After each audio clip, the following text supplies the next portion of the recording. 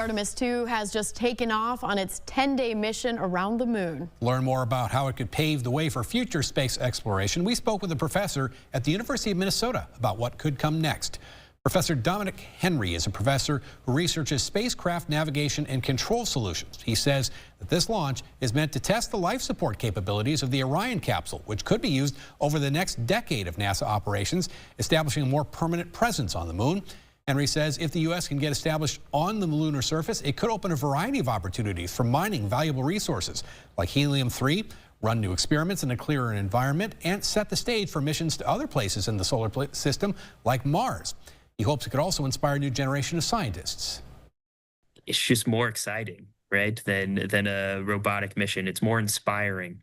A lot of folks, a lot of my mentors, they talk about, when they were watching the Apollo program. The Artemis II is expected to land back here on Earth after circling the moon. Arrival time back on Earth is April 10th. Hey, Sean.